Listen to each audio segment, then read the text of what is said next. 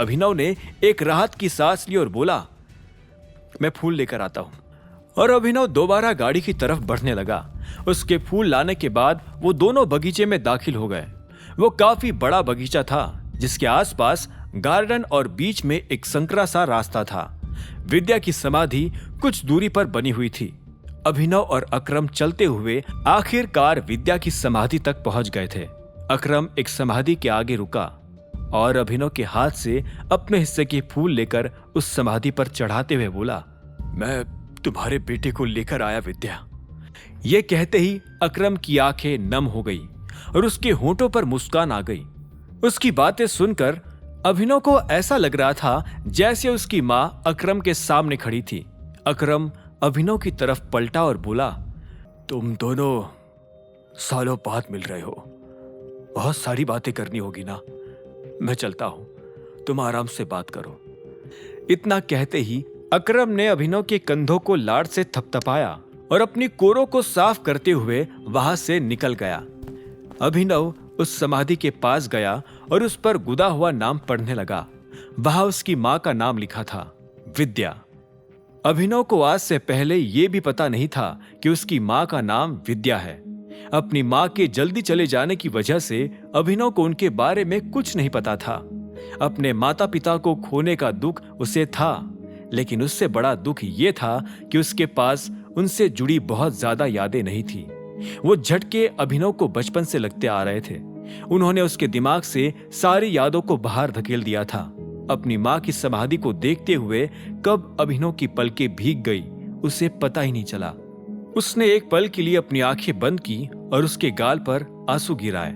अभिनव ने अपनी आंखें खोली और समाधि के सामने घुटनों के बल बैठ गया। उसने समाधि पर फूल चढ़ाए और अपनी मां को प्रणाम किया।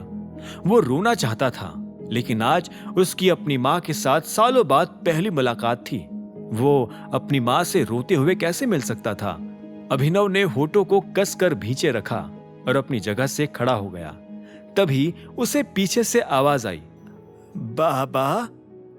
वो आवाज बहुत मीठी, बहुत मुलायम थी, लेकिन अभिनव ने उसका कोई जवाब नहीं दिया। उसे लगा कि यह आवाज किसी और को लगाई गई थी। तभी वो आवाज फिर से आई, बाबा। और इससे पहले कि अभिनव पलटकर देख पाता, एक मुलायम और कांपता हुआ सा हाथ उसके कंधे पर आ गया।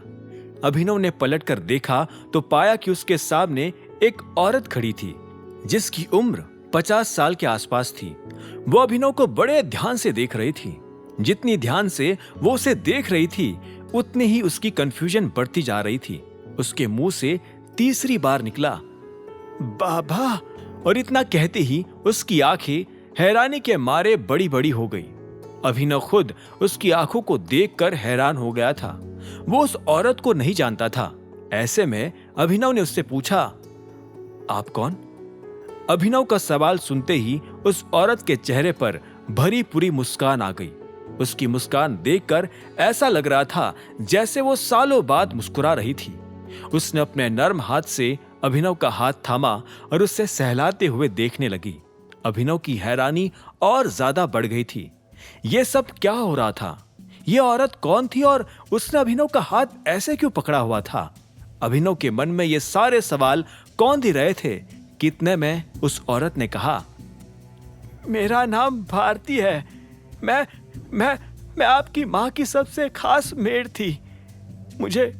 मुझे कभी लगा नहीं था कि मैं आपसे दोबारा मिल पाऊंगी, उस औरत ने कहा और अभिनव का हाथ छोड़कर उसकी आंखों में देखते हुए आगे बोली, मैं यहाँ काफी सालों से आ रही हूँ। मैं हर साल इस दिन यहाँ आती हूँ, लेकिन मुझे लगा नहीं था कि मैं आपसे दोबारा मिल पाऊंगी। मुझे लगा था कि मैं अपना वादा पूरा किए बिना ही इस दुनिया से चली जाऊंगी। और इतना कहते ही भारती की आंखें भीग आई। वो सुबकने लगी थी। उसे देखकर और उसकी बातें सुनकर अभिनव का दिमाग खराब हो गया था। उसने पूछा, तुम मेरी मां की मेड़ थी, सबसे खास मेड़, बराबर? कहीं वो मेड़ तुम ही तो नहीं जो उस रात घर से भाग गई थी, जिस रात मेरी मां की मौत हुई? तुमने मारा है मेरी मां को? अभिनव के सवाल सुनकर भारती हैरान हो गई। हालांकि वो जानती थी कि अभिनव को उसके ऊपर शक करने का पूरा अधिकार था, लेकिन उसने ऐसा कुछ नहीं किया था जो अभिनव कह रहा था। उसने ना में सिर हिलाते हुए कहा, मैं वो नहीं हूं। मैं टाइगर या उससे जुड़े किसी भी आदमी को जिंदगी में कभी नुकसान नहीं पहुंचा सकती। उल्टा उन्होंने तो मुझसे कहा था कि मैं चली जाऊं और तब तक वापस ना आऊं जब तक आप उनके प्रोजेक्ट, उनके सपने को आगे बढ़ाने के लिए राजी ना हो जाओ। आगे की कहानी जानने के लिए देखें अगला एपिसोड सिर्फ पॉकेट एफएम के यूट्यूब चैनल पर, और द रिटर्न ऑफ टाइगर के सारे एपिसोड्स को सुनने के लिए डिस्क्रिप्शन में दी लिंक से डाउनलोड करें पॉकेट एफएम ऐप।